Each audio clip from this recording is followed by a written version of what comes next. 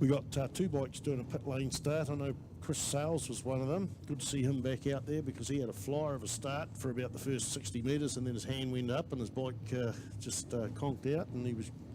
That's one of them that was out. I don't know who else was out. 811 looks like 811 looks like they're back out there as well. So 511 and 327 off the start there. Dean Bentley on 511. 327 is 327's Ernie Cudby from Lower Hutt there. Man, still got an old TZ he used to race in the Marlborough series, and this bike he's on at the moment is a 600cc engine and a 400 frame.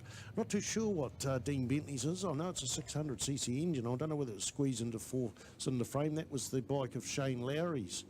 And who's that there in third place? That'd got to be Tony Sklenars on the probably 551 machine. That's a number he usually runs. So where are those pit lane starters? They've been dispatched.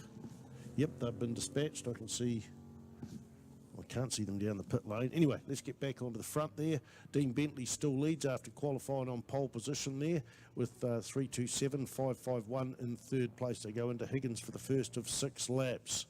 It will be a full restart because they've not done the minimum required laps. It was called on the first lap, and down the back straight looks like that bike of Ernie Cudby's is a little bit fast. He lives in Lower Hutt. I think Dean Bentley might have to visit it and see how to get some more ponies out of his bike. If he hears this, he'll no doubt look at the Ctas footage when it's online in a day or so. Well, that was an unusual move from 327. Ernie took the wide line there, run a little bit wide, and that's played into Sklenar's hands just round that big figure. That was good to hold on to there and not run off the track. So that's the first, second, third gone through. Then we've got 208. 208 was Billy Worthington on the RD 350 LC from Auckland there, going through there in fourth place there. 251 Tim Barnes on the Ducati twin. Jock Woodley 626 there on the TZ 350. Then Paul Brown, Chris Sales there from the pit lane start up to 8th spot there. So there he comes. He's going to come flying through. Neville Mickelson's in the commentary box with us. He'll go well on the wet, and yeah, that's certainly happening. He's right there through turn 3 there on the sit-up and big motard style, just hounding Jock Woodley there on the little TZ 350. He goes up high into the hairpin, Woodley low, and just runs right round the outside. Not quite the drive there, has to shut in behind him. Woodley was running a bit higher, so he did the wise thing, but here's the big single-cylinder Pete Sales tune machine of Total Motorcycles. Just eats him up down that straight there. So let's go back out to the lead, and Dean Bentley's holding that lead by about maybe 40-50 metres. The two Yamahas out in the front there, and the Honda back about 150 metres. And Dean Bentley matched pretty evenly for braking for Ernie Cudby. Remember, Ernie run wide on this last time round there.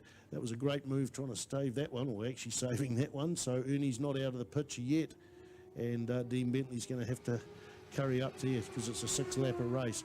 Third place Sklenars, and then we go back, and it will be Billy Worthington on the Yamaha 350 LC, the white bike with the blue tank stripes on it.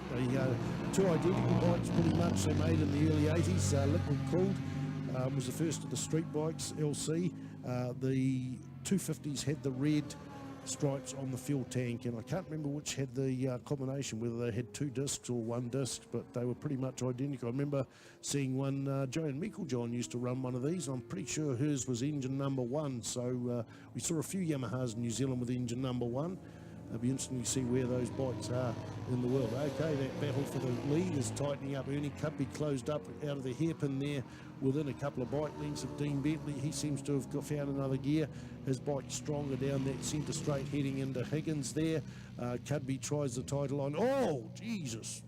Yeah, Jesus and whatever. I didn't say the other word that would have required at least $3 in my swear jar, but it nearly slipped out there, folks. Ernie Cudby goes up on the inside there and almost running the back of Dean Bentley. Sat up there, and that's 2 good saves by Ernie, mate. That's 2 good saves. So, wow, that was a very good move. Here we go on the Ctas footage there. I will not repeat. Wow, there, that was incredible. Yep, he just caught that. Yeah, no, it's all done and dusted, folks. You'll be able to get that in a couple of days there. I don't think Grant's going to play that one back twice. We go back onto the static camera on the start-finish line there, or down the end of the front straight, and certainly that's cost Ernie Cubby the race, but at least he's upright and still able to battle on for the rest of the race. It hasn't really put a dent in the advantage he's got over Ctas. Ctas, I don't think is going to come back from that one there in third spot there. There's probably 150 metres there. We go back to fourth place there, and here from a pit lane start is Chris Sales on 321, number 321. Got the big, actually I have to have a look at this big muffler on there. It's quite a bit of artwork there. He's in fourth place. Billy Worthington, sorry, not Nick Worthington, in fifth on the little Yabby, and then Tim Barnes on the V-twin Ducati going into the hairpin at the moment. That's the 251 machine. Another 100 metres back, and we've got Jock Woodley on the Grand Prix Racing, Genuine Racing, Factory Racing TZ 350C. From memory, it's a bike he bought new. That's, if my memory serves me correct, on the 626 machine. Paul Brown on 145 in 8th spot, followed by Craig Green, Craig Peebles there, Terry Pragnell on the Ducati Mono. Oh, that's interesting. Hey, that's a great bike, Ducati Mono. This is built by a gentleman in Auckland whose name just eludes me off the top of my head because I'm trying to think about three things at once. But there was a great article in the Old Bike magazine in Australia on the Ducati Monos. Refresh me with his first name, will you please, Neville? Oh, it's annoying me. I'm trying to think about three things at once here, so I know him quite well, sorry, and I know young Finn Harmon's been riding that bike as well, and there's about 2 or 3 of them there. There's another one underway, so that Ducati Mono is around the pit somewhere. In fact, it's not around the pits, that one's out on the track there with Terry Pragnell riding on 159. I didn't recognise that bike, but now it's confirmed as that. Looking out for the lead bike there. Where we got it, probably looking out for the white flag being is already out on the track, so this is the final lap of the day. In fact, is that the checkered? No, the checkered flag's not gone out. We've got someone pulling into the infield there. Where is the lead bikes? They're the fastest ones, I understand. That's what it normally does. Dean Bentley should be out in the lead there. Oh, here we go. There's third place down the back straight, so we go second place there and into the first place here. Dean Bentley comes across the start-finish line. No, that was 8:11 there. I'm lost. I'm still at Manfield, aren't I? 159. There's the mono. Here we go. Dean Bentley coming along for the race win there on 5:11. There it is. Dean takes the win. Sorry about that, folks, but unprofessional. And in second place, we should have Ernie Cudby there on the Yamaha FZR 600 there. Fully fared bike. No, actually we lost Ernie Cudby there. 551 goes through there in second place. Tony Ctas with Chris Sales from a pit lane start in third spot.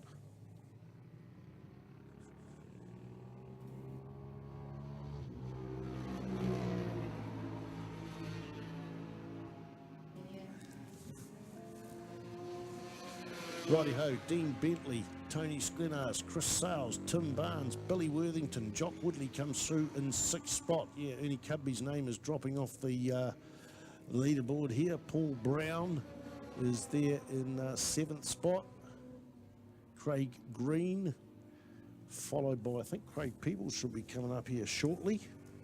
Yeah, I'm going to do something really cunning here. No, not. I should just shut up.